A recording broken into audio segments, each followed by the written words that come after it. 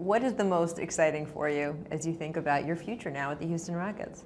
Just the fact that I have a new beginning, a new start, a chance to just basically really hit the reset button and start over. Why is that reset so important to you? I think it's very important. So much has happened in the last 2 years, and I've kind of gotten a bad rep in different situations, and now I get a chance to really just start over and go back to being that Dwight Howard when I came into the league, and I don't want people to forget that person. You had Kareem Abdul-Jabbar, one of the game's all-time greats. He said after you left LA, he goes, potential has a shelf life. And there's this rap on you of, hey, he had all this potential, he had all this natural talent, and hasn't been able to apply it. Is that fair? Do you have any responsibility for that? Do you have to fix that? I don't have to fix that. My potential is crazy. I noticed the kind of stuff I can do on the floor. And last year was very tough. I played with a lot of guys, and I had to sacrifice a lot of things to win. So I'm going to take what he said and take what everybody else said and use that as motivation. How tough was it for you? It was very tough, man. It was a very tough year. There's a lot of things that happened during last season that, I really just had to basically just man up and say, you know what, I'm not going to let none of this stuff affect me as a person. And it did for a while. It did for a while. It was tough. What was the thing that was the toughest for you, that did affect you the most? Well, there was this one game. I'll never forget this for the rest of my life. And it really hurt me at the time. Got beat by like 30-some points. And as I was walking off the court, a Laker fan took off their jersey and threw it at me and hit me in the face. And I just felt so bad because I was like, man, I really tried to go out there and give everything I had, and I just didn't have it. Because you've also had to deal with the whole Dwight can't make up his mind thing. It's totally understandable, but there's a thing called perception and reality.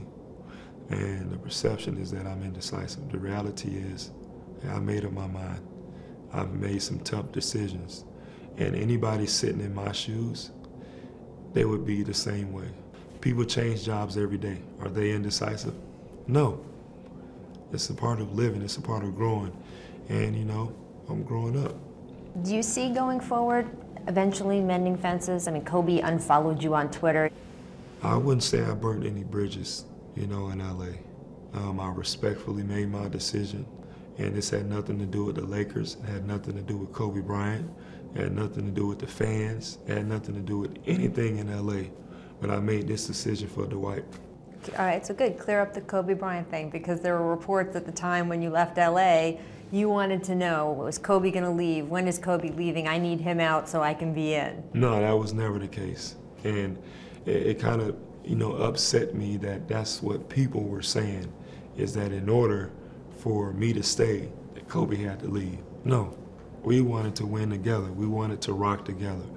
But I just felt like this situation was better for me. Kobe's getting a lot older, and I just felt like with this team, it's a young team, and we get a chance to grow together. Now, because of the way the NBA rules work, the Lakers, the deal could have been for $30 million more than you got here in Houston. Was it tough to say I'm leaving $30 million on the table? It was very tough, because you never know if you can get that back. But the thing I always tell people is big risk, big reward. And that's a lot. That's a sacrifice right there. Sacrifice money for a championship. And $30 million. That's a lot of money. You could buy 80 different people Rolls Royces, one each. Boom, boom, boom, boom, boom. That's a lot of money. It is a lot of money, but I want to have favor and I also want to be happy. And I'd rather be happy than have all the money in the world. But you can have it all and still be lonely, still not have people around you that genuinely care. So, yeah, I think that's more important to me. Do you feel like there's a difference in that, the people around you genuinely caring here as opposed to where you were in LA? Well, I want to say, the people in LA didn't genuinely care, but I just felt like this was a great situation for me. I feel like there's a blank piece of paper. The old piece of paper was thrown away, and now I get a chance to write it the right way, write it the way I want people to see me, and go from there. So is there a title for the story you think is going to be written here in Houston? I Will Rise Again. I like that.